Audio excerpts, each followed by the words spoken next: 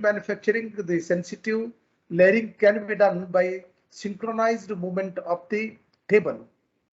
Okay, once after completing one layer, the second layer has to come to the position. So for that, either the nozzle has to move down or the table has to move up.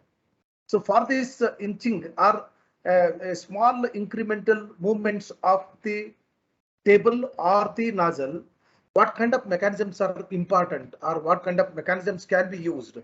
Those will be playing very important role for the construction of the additive manufacturing machineries. So for this, we need to study these hydraulic pneumatic systems. Okay. And now already we have discussed about the hydraulic pneumatic systems differences. Very important topic. The pneumatic system will be using the compressed air. Okay, pneumatic systems will be using the compressed air, and these hydraulic systems will be using the oil as media. As I told you in the SA 70 to 65 to 70, oils will be useful for the hydraulic systems. And in the pneumatic system, the air will be compressed by using the reciprocating cylinder or rotary action, and this compressed air will be stored in the tank that is called as air tank, compressed air tank, and from there the air will be distributed through the circuit to the point of view where exactly we are going to use it. Okay, and one possible problem in the pneumatic system is that, as I told you in the beginning only, while the air is moving from the compressed air is moving from the point of the production to the point of use, what happens, the air will be try to convert into water particles. So these water particles, if they entered into the circuitry, what happens, the inner portion of these mechanical systems will be corroded. Reciprocating and rotating parts will be corroded. So to avoid this, what we are going to do is the air separator, the water separator will be used, and in between the oil filter also will be used. While the air is flowing through the oil filter, at the same time a small amount of droplets of oil also will be carried along with the compressed air, so that it will be lubricating the inside part of the reciprocating or rotating systems. So that is one. And in the case of pneumatic system, the leakage doesn't have any problem. The significantly, definitely you can see that in practical point of views, everywhere there will be small amount of air leakage. It cannot be avoided. It cannot be arrested. So even though there is a small leakage in the air, what happens, it doesn't have any problem. But in case of the hydraulic system, which will have a lot of problems. One problem, you can take the oil, the level will drop down because the same oil will be recirculated into the system, into the tank. What happens, the oil level will come down frequently. You need to fill the oil. That is one thing. It will be costlier. The second one, the drained out portion of the floor will become dirty. So that is one important problem. And the third one is there is a possibility of the firing. What happens, the hot oil, if it is fallen onto any of the firing equipment, what happens, it will catch fire. So this will be hazardous. Okay. And another one, next, every time the fresh air is drawn, hence the system is designed in open system. Okay. In the case of this, the air compressors, the pneumatic circuits, please try to remember, in case of pneumatic systems, once the air is used, it will not be recirculated once again. It will be attained to the atmosphere. In case of this hydraulic system, once oil is used, it will be taken back to the tank once again, because it will be a closed loop. It cannot be once again, we cannot fill it. Correct? No, it will be closed circuit, but in case of the pneumatic cylinder, pneumatic systems, it will be open circuit. Okay. The next one, cannot provide high volume pressurized air in demand. So here, please try to remember, there will be kind of accumulators and some other accessories will be used.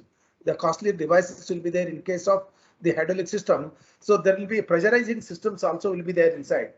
So whenever you required high pressure requirement is there, certainly it is possible to achieve by using the hydraulic systems.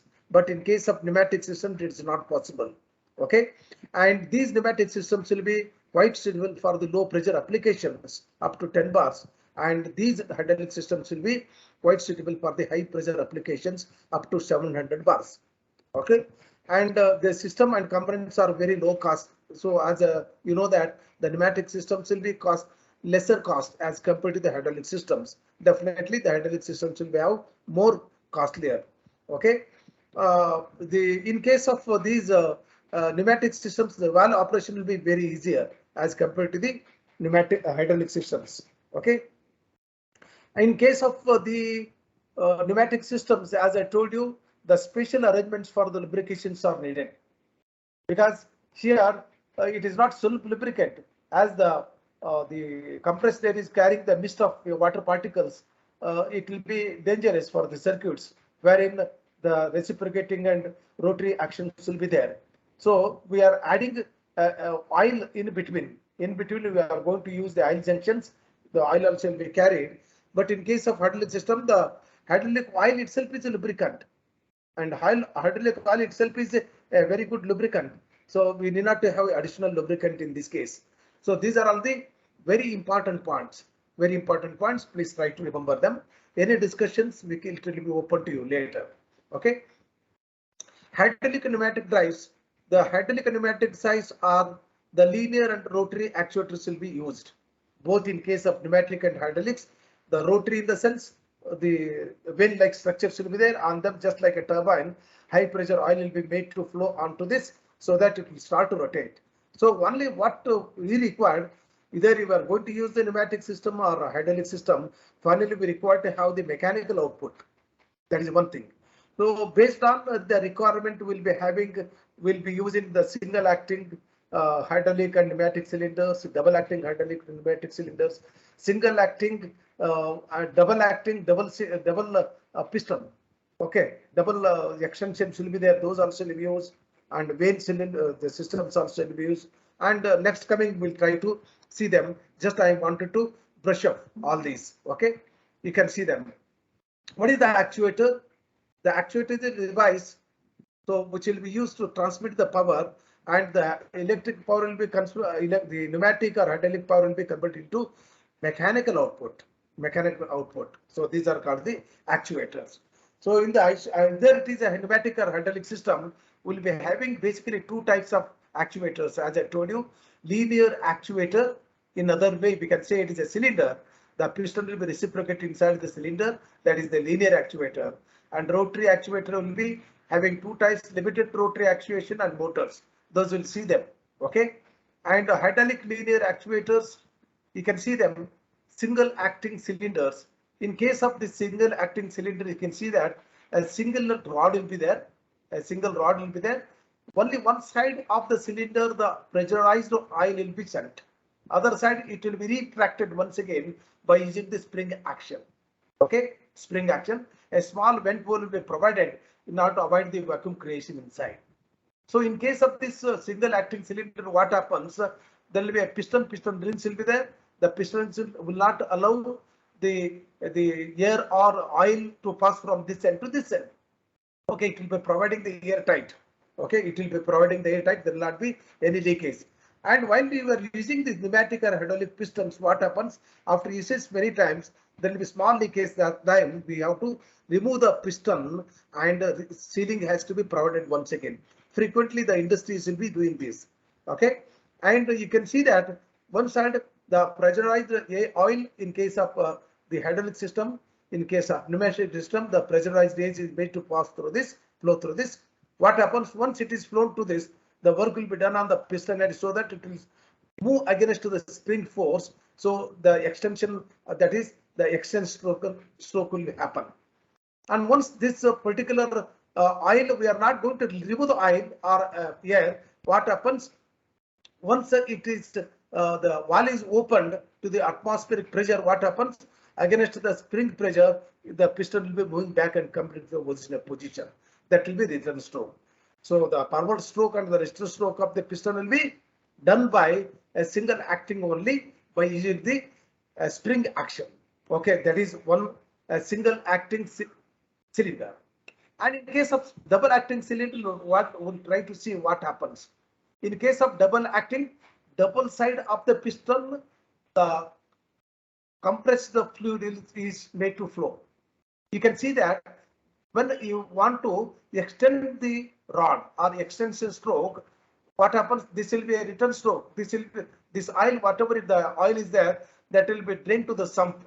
The sump is one which will be storing the oil, and the high pressure oil is made to flow to this end, so that it will be doing the work on the piston head. It will be extending it will be called as extension stroke. And during this return stroke, what happens? You can see the oil this end it will be removed. That is just it will be open to the atmospheric pressure, and the pressurized oil is made to flow this end. So the work will be done on the piston at this end, so that it will be forming the return stroke. So the double stroke, double acting cylinder, both side of the cylinder piston, both side of the piston, the oil is made to flow through, so that the extension stroke and the retention stroke will be made.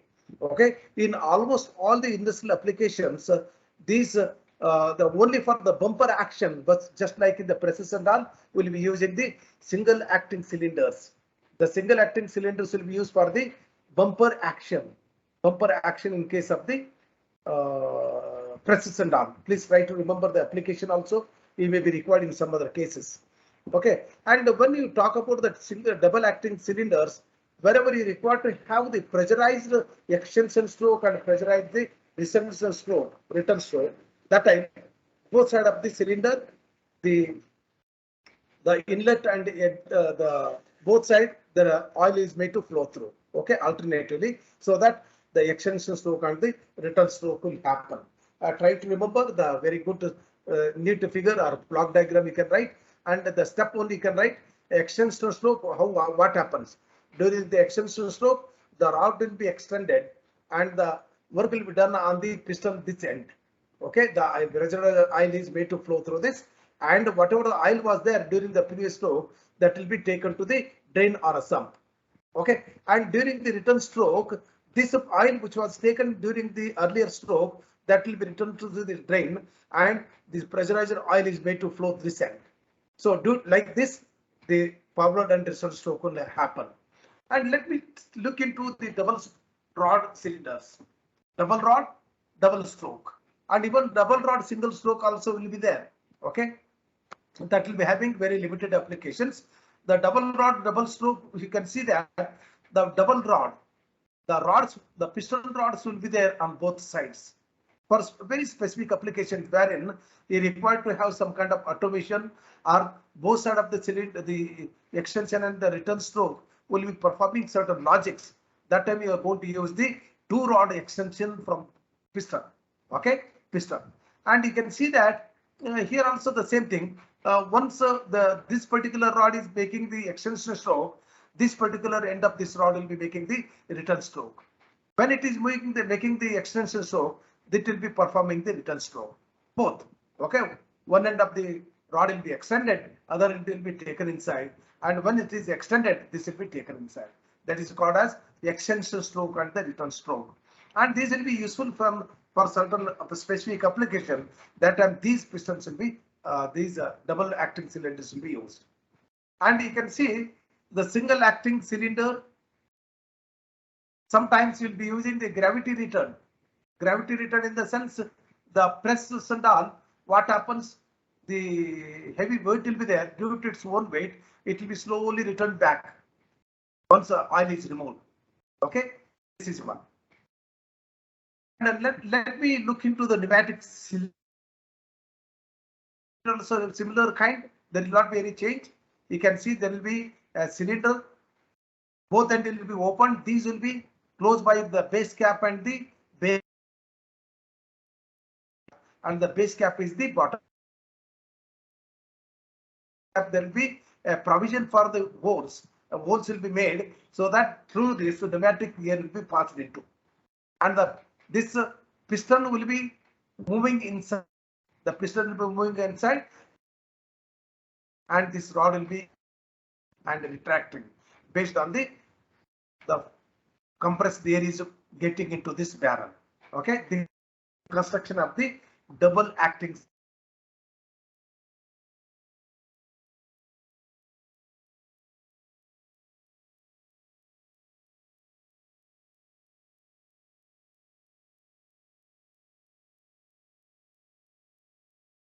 to flow through this, and pressure what happens